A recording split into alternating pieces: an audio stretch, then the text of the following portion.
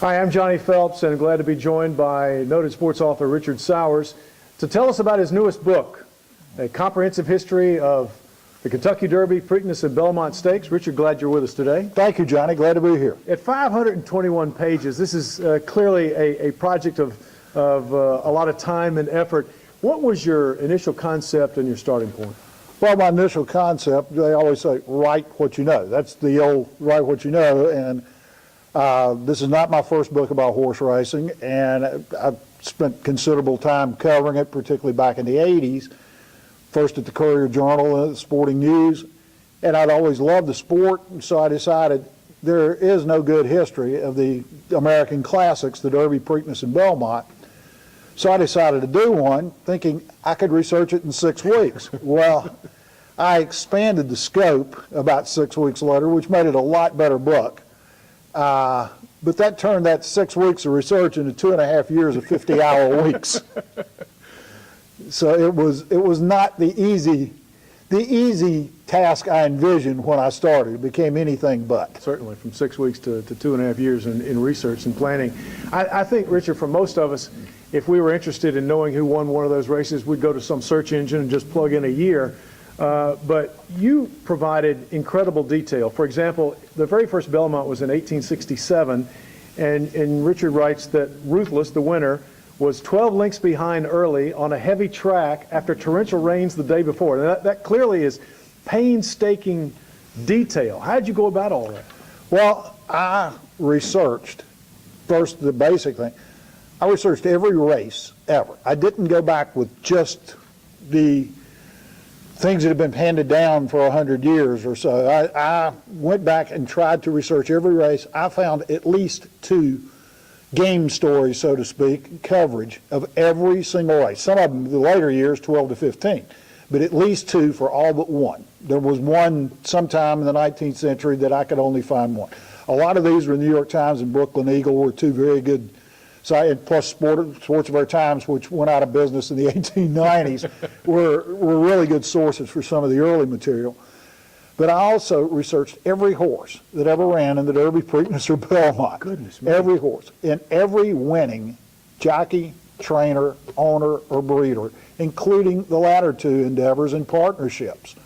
Wow. And every winning sire, dam, and broodmare sire. And I don't tell the entire stories of everything. I look for the relevant and the interesting information. That's what made the book, the most relevant and interesting information that I could find on all of those subjects. Well, each chapter or year does include a best horse and a classic winner, which, as you say, would be an individual or individuals associated with maybe a trainer, breeder, jockey, owner, those type things.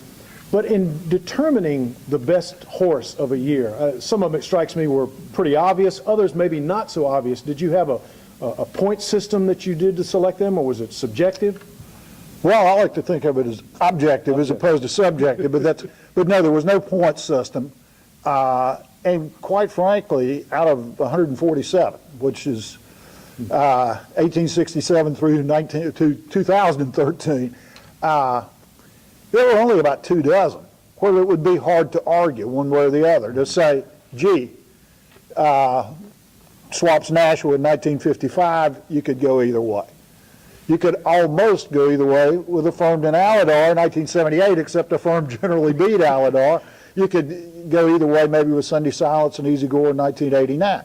But for the most part, there was not a whole lot of argument. In other words, 1948, I don't think you could convince me that Citation wasn't the best horse, or that the 1920 Man of War wasn't the logical conclusion. Sure. But most of them were relatively easy. There were about 2 dozen that I'll readily admit, gee, you could argue what I had, and in each of those classic winter, well, in most of those classic winter sections, depending on how, I explain the reasons that this horse logically, like, for example, Jaipur was the 3-year-old champion in 1962.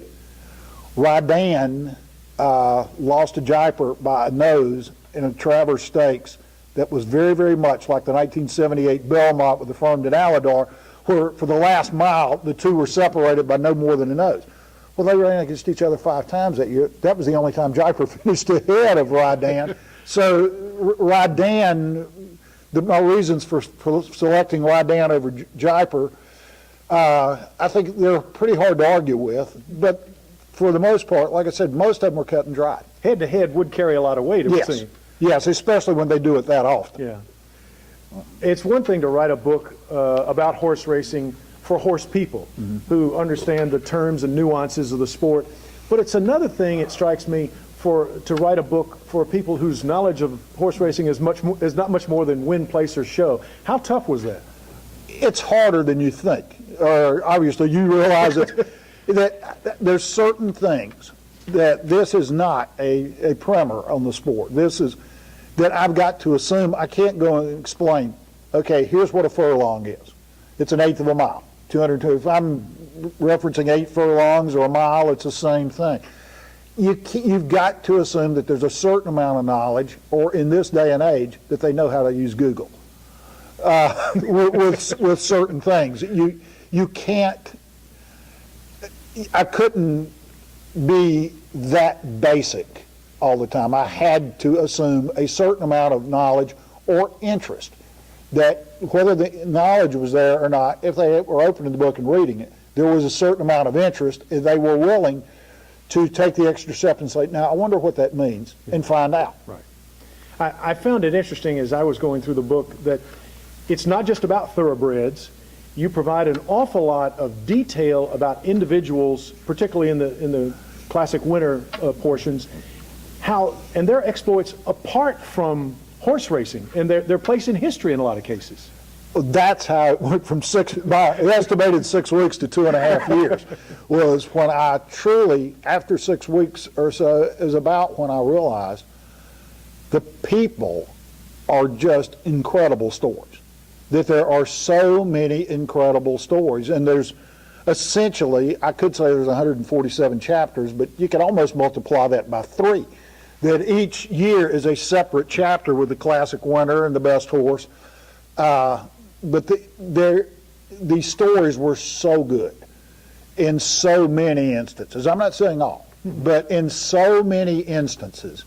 And the evolution of how I got the information would be, say I'd read 5 stories on some individual person and see one thing, him being linked to a certain company or something, that I found out, gee, just Googling isn't enough in a lot of cases, or just going to the Keeneland Library isn't enough in a lot of cases, that you can go a step further and a step further and a step further. And in some cases, just for one classic winner, I probably read 50, 60, 70 stories. Well, I wondered about the validation process that you would have to go through in that regard. When you found an aspect of that individual and to maybe make certain that you had all the facts. If you'll notice, there's probably 100 places in the book where I attribute it to a certain source. Time, Sports Illustrated, the New York Times, whatever, maybe 100. Anything else beyond that, I was able to find in multiple places. If you see that it's attributed to the New York Times, say, or Time, which Time had tremendous horse racing coverage from its inception in the 20s until Sports Illustrated was founded by the same people in the same building right down the hall in 1954. Time it was an incredible source. But the things that I cite, and there may be 100 places, and I haven't counted them. That's the only place I necessarily found those. Whereas the others, a lot of them I might have found them in 14, 15 different places, which made it very easy to validate that this is a fact. Where there's others that I've put, some sources say this, some sources say that, because the only people who could verify them died more than 100 years ago and are not going to be around to verify them.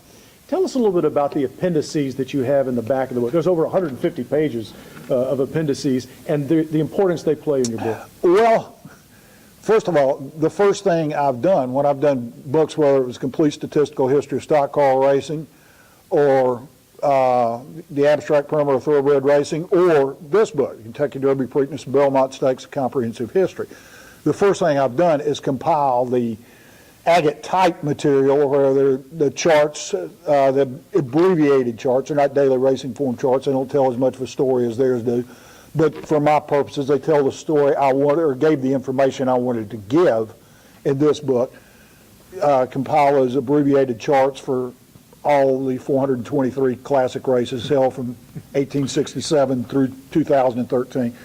Compile those and the standings, tidbits, etc., of virtually every category pertaining to the classics that ended up in those 150 pages in the back of the book, because essentially I'm working from those in a lot of cases, and if I do those first, make sure they're right, then I can get everything else that pertains to those sort of facts correct through them, and use them as a reference for myself as well. That stands to reason. Yeah. Was there an aha or a wow moment for you in your research? No, there were thousands of them. My wife can tell you that how many times I wandered down the hall to her office and said, "You would not believe what I just found out. This makes this chapter, this makes this story." And it was an incredibly wonderful experience that at one time I was saying, I bet I read or used material for more than 10,000 books or magazine articles.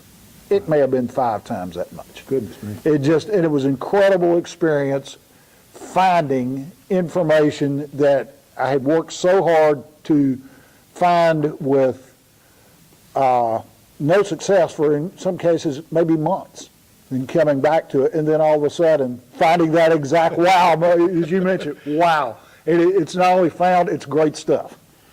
I'm not going to ask you to tell us who the best horse ever is, but could you give us maybe 3 or 4 horses whose credentials would qualify them as the best of all time?